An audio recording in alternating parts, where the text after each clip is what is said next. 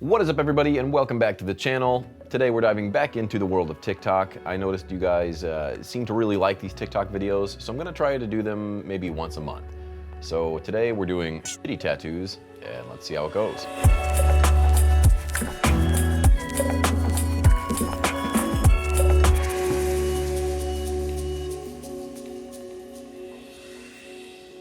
Once again, welcome back. As I said before, we're diving into the world of tattoos on TikTok.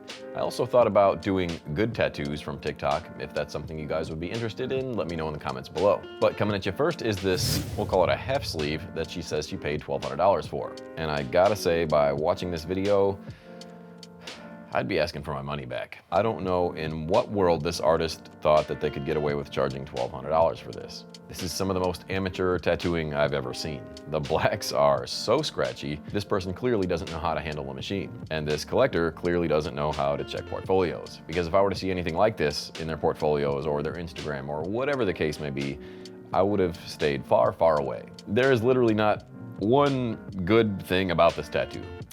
Jesus Christ. She says, my tattoo in the daylight, since a lot of people said the video quality was not good.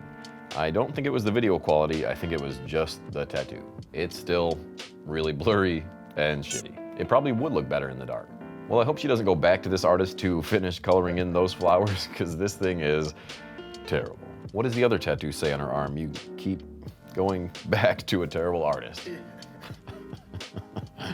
No, I think it says you keep me safe, which obviously nobody was around to keep her safe during this one. Also, maybe a word of advice, if you're gonna get a tattoo from a new artist, maybe don't get it in such a visible spot until you find out how their work actually looks.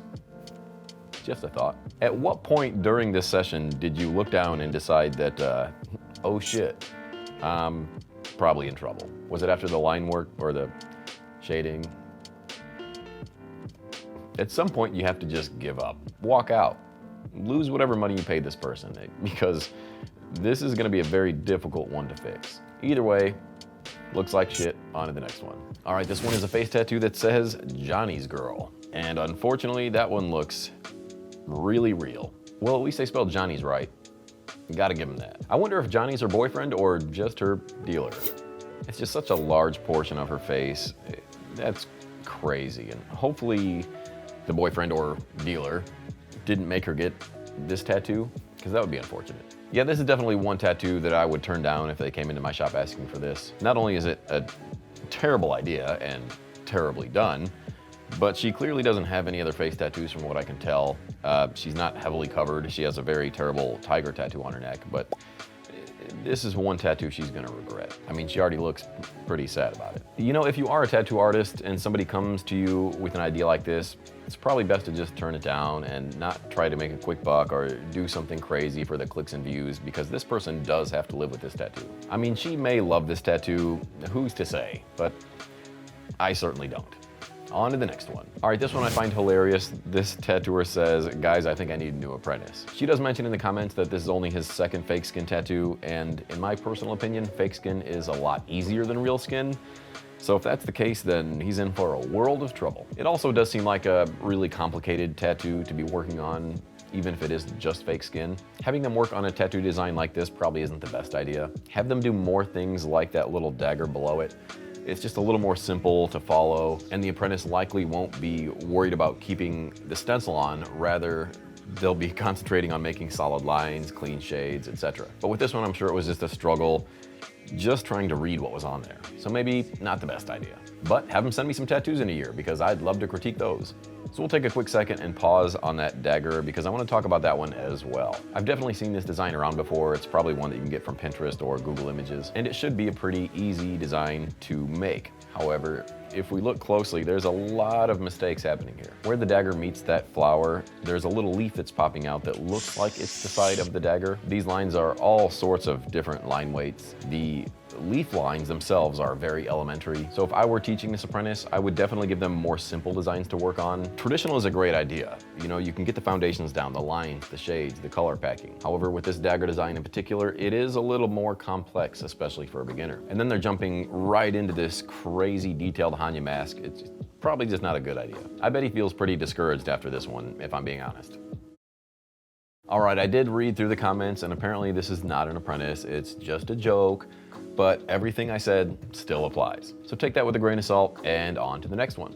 All right, this one says, worst face tats I could have gotten for real, or FR. For real. And this guy definitely looks 12 years old. Not a day over 18. I do see a couple teardrops on there as well, which we all know what that means, unless you are 18, maybe you don't. But I don't think this guy murked anybody anytime lately. Is he hiding under a towel from all the shame? There's multiple upside down crosses. This kid's super edgy. I can't really read what his face tattoo says. I know it's backwards, but it looks like I-R-D-E-A. I'm clueless. He's got 3 teardrops, 3 upside down crosses. The number 3, I think it's safe to say this guy's a 3rd child. He literally still has pimples around his mouth. This kid has to be 16. Yeah, I don't know. Who am I to tell you what to do with your own face? You're hopefully an adult, but maybe just wait until the acne's gone first. Next. All right, I've definitely seen this tattoo floating around for years at this point, and I think this is a great example of how tattoos live underneath your skin. The top of this guy's hand is weathered and clearly a bit sun damaged, so when this light burn peels off that top layer of the skin, you have a nice, vibrant tattoo underneath. And I think this also goes to show you how colors look after your skin tone grows over them. A lot of people in the comments are saying this is AI generated, but I do remember when this first surfaced that AI really wasn't around back then. You sure about that? And if I'm not mistaken, I do remember the actual person that has this tattoo spoke out about it. It is a light enough burn to where it didn't go through the actual tattoo, but just the top layer of skin. So it is real, it is wild, and it's super cool to see. Let's check out what's next. This one says, my bad tattoo that I actually paid $200 plus $40 tip for. It says, who would you blame? The artist or the client? And from what I see, this tattoo was meant to be a lot bigger than what it ended up being. And I highly doubt this was the artist's actual design. I'm sure this was probably ripped off from somebody else. Because anybody who makes this design, as a tattooer, you know this tattoo has to be a certain size. Also, for $200, again, drawing this itself is going to be at least $200, so this doesn't make any sense. The classic, you get what you pay for. The hair doesn't match at all, neither does the texture on the snakes. Again, I would bet money that this design wasn't made by this tattooer. You can see the signature on the design, and it does say that it was made in 2016, so this design's almost 10 years old. And judging from the tattoo, this doesn't look like a 10-year-old quality video. So not only is this a poorly done tattoo, but it seems like a stolen design as well. And always be weary if something seems too good to be true, because likely it is. On to the next one, which is this 30-minute glitter tattoo. That doesn't sound right. Of course, it's coming from our good friend Ariel, so I guess that does make sense. And this tattoo is exactly what I would expect for 30 minutes. This thing is terrible. If you pause the video, you can tell that these lines on the inside of the butterfly just overlap one another. The black isn't saturated whatsoever. The shades on the gray, I don't even know if I'd call them shades. And the glitter looks like bloody dog food. I'm just shocked at how many people end up going back to this same artist after the amount of viral videos that we see. But I guess if you want to be a part of that viral sensation and only have $100 to your name, then be my guest. I also heard she does $160 cover-ups of any size, so if you're in the market, go check her out. And generally these tattoos take an hour, maybe an hour and a half tops. I don't know if I'm being too kind. And I know I'm probably not helping the situation either by bringing attention to her page, but she's everywhere. She's like a rash that you can't get rid of. She's just always gonna be there. I just don't get it, that's crazy. I know why she has so many followers, and it's probably not why she thinks. But enough bashing, I've already given her too much attention. On to the next one. When you've been going to the same artist for 5 years and I end up giving you a bad tattoo. Definitely not the worst one I've seen today. I don't know if the artist is aware that that's supposed to look like an hourglass on their belly, not a red blob on their back. I don't know what's going on with that one singular eye instead of 8 eyes, or the drop shadows for that matter. I know I said it's not the worst tattoo I've seen all day, but it is not a great tattoo by any means. Especially if you've been going to your artist for 5 years and you've been okay with their work up until now, then that's a bummer. I know I always say to check the artist's portfolio, but if you've been going to this person for 5 years and you are their portfolio, then I don't know what else to say. I mean, we all have our bad days, I guess. Yep, it's there now. All the drop shadows are going different directions, which I find hilarious. And of course, if the light was directly on top of the spider, no, that still wouldn't work. I take it back. There's just a whole lot on this tattoo that doesn't make any sense. Well, hopefully the artist doesn't end up seeing this video and ends up giving you a bad tattoo next time. Yeah, definitely maybe seek out another artist because this person clearly doesn't know what they're doing. And on to the next one. This one says, when you tattoo what's supposed to be a butterfly on your face, shake my head, why am I like this? There goes life. Oh yeah, she just looks disappointed in herself. It looks like a makeup smear. It doesn't even look like a real tattoo. But I did visit her profile and I'm pretty sure it is.